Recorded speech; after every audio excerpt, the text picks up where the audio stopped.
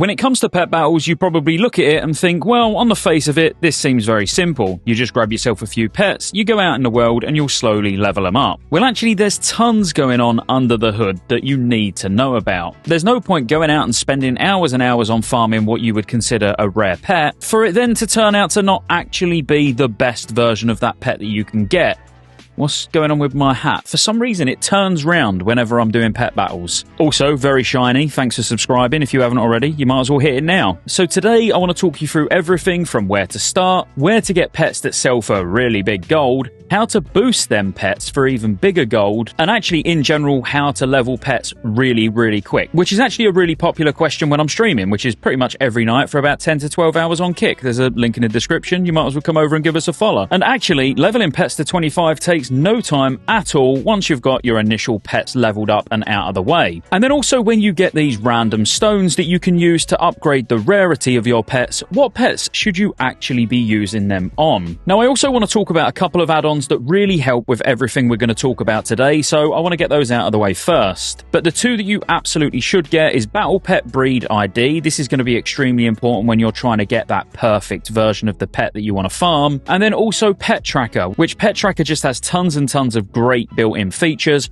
like being able to see all of the trainers that you're going to go out and fight in the world and see their exact pet composition, so you can make the best pet composition to basically counter that. And it also stores a history of the fights against those pets as well. Not only that though, if you are a collector and you want to get all the pets from all of the zones, then it actually shows you a zone tracker when you're in that zone, so you know what pets you need to go out and focus on getting. Another great add-on is Rematch, which I believe the retail version's actually working in Mr. Pandaria, but I've not tried it myself. I do use Rematch on retail, so if you can get a classic version working, then happy days. Firstly, where do you start? There are a few really powerful pets, including Arthas, which was from doing all the old protocol dungeons back in Wrath of the Lich King, so if you haven't got that, I would actually recommend getting a couple of people together, or maybe even soloing it and grabbing that, because it is quite powerful. Even the Dark Moon pets that we've spoke about before, like the Dark Moon Tonk or the Dark Moon Zeppelin, and then there's some real obvious ones that come from Raid, like Anubis F Idol from AQ40 from Twin Emperors. The Phoenix Hawk Hatchling from Tempest Keep's also strong, but we're going to get into that soon.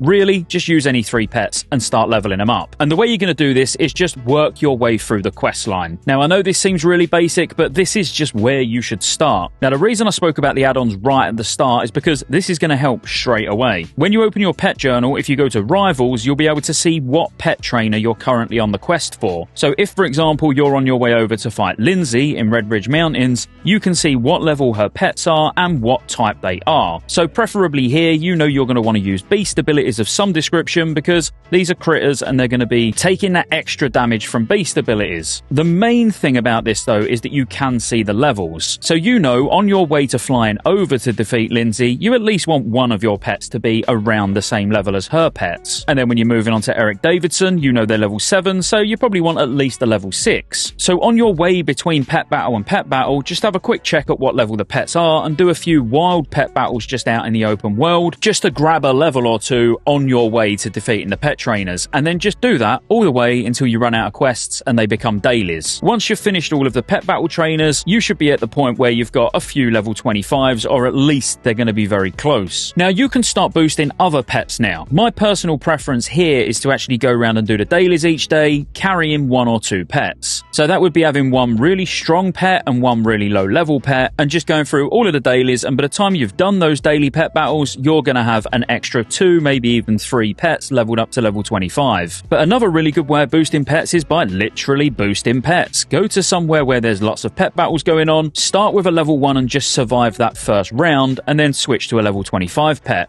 You'll literally get 5 or 6 levels for each pet battle you do. You can get a pet from level 1 to about level 20 in literally 15 minutes. Now the reason this is really important is because if you go to, let's say, Blackwing Lair to get Creminius, which is a really strong pet that drops from the raid and it drops from Cremagus, obviously. If you get that, you can sell it on the auction house for big gold. But if you level it up in 15-20 minutes and get to level 20, even 20, not even got to get to 25, someone will see that it's already level 20 and they will pay an extra couple of thousand gold for it. So honestly, when you go and farm these raids for pets for gold, make sure you at least get them some levels first so yours stands out on the auction house ahead of everybody else's. Now it's worth noting, if you think, oh, I'm just going to rush over to the auction house and buy a few level 25 pets, you can't do that when you first start. So don't get caught out by this, because you have to level a pet first before you can actually have a pet of that level. So you need to level a pet to 25 first before you can then buy and start using other people's level 25 pets. I wanted to just mention that in case you're like, oh cool, I've done all my pre-raid bits and now I'm ready to start doing pet battles, and you try and cut a corner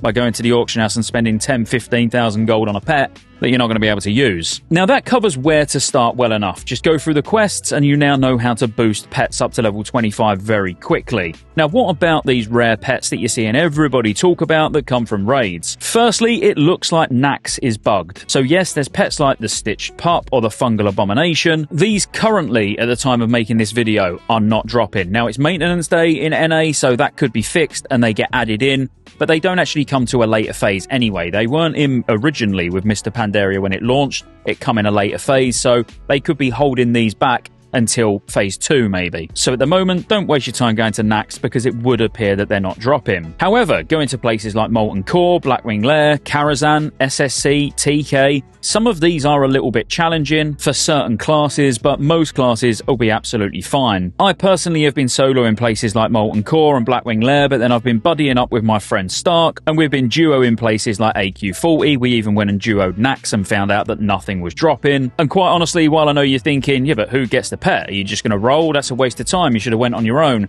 Well, it's just fun to do things with other people now and again. So it's not to say that you can't solo all these raids, but if you do struggle, don't feel bad getting a friend. Just go on a couple of characters and do a couple of runs and take it in turns of getting the pet each. Now, I would just sit and say what the standout pets are, like Anubis F Idol and like Crominius, but honestly, you're going to want to get all of these. There's absolutely no reason not to have a really wide range of pets that are level 25, because then you can use add-ons to build teams. You can even get Pet Battle Script, which is another add-on that I hadn't mentioned, and I wasn't going to mention it because I think that's getting a bit advanced, but you can literally script how the pets work. I don't know if that made sense. Maybe I'll be clearer. You can basically say, I want my pets to do XYZ in these orders, and it'll do it. So if you use certain composition of pets for certain trainers, because you know this comp absolutely destroys this pet trainer, then you can use something like Pet Battle Scripts and Rematch to save the different group comps that you use for each different trainer, and a script to basically do the pet battle for you. Pretty cool in my opinion. Now when it comes to the upgrade stones, I can't really tell you exactly what you should use these on, but I can tell you how I use them. I would rarely use these on a wild pet that you capture outdoors, outside of something like Unborn Valkyr that can be a bit of a pain to farm, even though in Classic this actually seemed very easy. I would always be prioritizing these on things that I can't get a rare variant of somewhere else. So this would be things like quest rewards where you get a pet, but it's a green pet. Now, you're never going to be able to get that as a rare pet unless you use a stone on it. Or even things like Green Wing Macaw that drop from dead mines. That's not something you're going to be able to get a rare variant of. Now, I'm sure the list of these would be endless, so I'm not going to sit and go through every single one. But just think, can I get a rare version of this pet from somewhere else? If the answer's no, probably a good one to use a stone on, or if it was just an absolute pain to go out and farm, then of course use a stone on it as well. But this is where breeds come in. Now, this is something that I've not seen anyone really talk about, and that's how the breeds work. And this is why we've got the Breed ID add-on that we spoke about at the start. Now, lots of pets that are like rare rewards from world events or from raids and dungeons and stuff like that normally just have a single breed, so you don't have to worry about it. But most wild pets have got multiple breeds that you can get them in. Now, the reason this is important is because of their stat allocation. Now, there's no clear-cut answer of this breed is always best for this pet. Instead, as you get more into pet battling, you'll start to understand what breed is stronger for certain pet types. So, for example, a flying pet. Now, a flying pet gets 50% extra speed while it's above 50% health. So if you was to get a 515 breed, which a 515 breed would be speed. So these four letters, which are H, P, S, and B, stand for health, power, speed, and balance. So if you got a speed pet, that means 20 points in total have been allocated to the speed stat. Now, a 20-point allocation is the most that you can get, and this will always be in HH, so you get 20 points in health, PP, which will be 20 points in power, or SS, which is 20 points in speed. Now, the reason you wouldn't really want an SS flying pet is purely because it's already got a 50% speed bonus above 50% health. So actually having health and power, or health or power would be better, but really you're going to want health with a flying pet, purely because the longer it's above 50% health, the longer it's benefiting from that 50% speed. So there's no real way of me saying this breed will always be best for every pet, because it will come down to what you're using. But a great way to find out what is going to be good for you is if you go to warcraftpets.com and let's say you wanted to look at an unborn Valkyr. If we look at the top 20 rated pets, Anubiseth Idol unborn Valkyr are right up there, along with a couple of pets that you can't actually get yet, but you can see Chrominius there as well. But let's look at an unborn Valkyr. Now, if you've gone out and grabbed one of these, you might not actually have the version that you really want, because if we go to battle info, you can now see that you can get this in a HH breed, so it's just going to have lots of health, or you can see you can get it in a BB breed, which is balanced. So what balanced looks like is this 12-22 breed. So you're going to have 9 points in health, 4 points in power, and 4 points in speed. So you're going to have 17 in total. Now, I've got to be honest, it would be very difficult for me to tell you which one you should go for, either HH or BB, because it really depends how you're going to use it. Health would be really good if you're actually wanting to stay alive as long as possible and let the dot damage do its work. Survive more AoE-based teams, which, trust me, there'll be lots of those. But then going for the balanced option might be better, because if you was to come up against another team with an unborn Valkyr in, and they've got health, but you've got balance, and you're both opening with a Valkyr, you're going to go first. I think in PvP, really the breeds is where it's most important. I don't think in PvE it matters all that much unless you're just trying to get the perfect pets just because that's what you want to do. But depending on what you're doing with the pets really depends on what you would consider to be the best. But overall, being able to see what breeds each pet is before you actually try and capture it is going to be really beneficial long term, especially when we're going around Kunlai Summit trying to get the perfect Kunlai runts, because these things are absolute beasts. Not literally, they're actually humanoids, but you know what I mean. But again, if you want to know what breeds each pet can be, I'd recommend just looking on warcraftpets.com at whichever pet you're interested in, but quite honestly, I would say that's a bit min-maxy when it comes to pet battles. Really, you don't need to do any of that. I will be putting out tons more pet battle videos because I love pet battles. I literally cannot wait to start building my comps for each different trainer and each different beast of the fable in Mr. Pandaria itself, and then I'll share with you all my comps and how I've got them set up, and if you want to use any of them, obviously feel free, but I will be pretty much spending the rest of the pre-patch either just raiding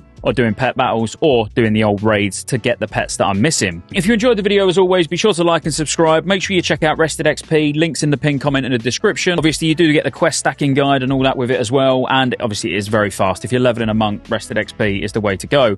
And once again, do come and follow me over on Kick, because I am streaming so much at the moment and it's not going to slow down. I'm going to be streaming a good 8 to 10 hours pretty much every day, all through the pre-patch, all through launch, well, basically until Phase 1's on farm. So should be a good time. Grab yourself a whiskey and come and say hello, and I'll see you on the next one.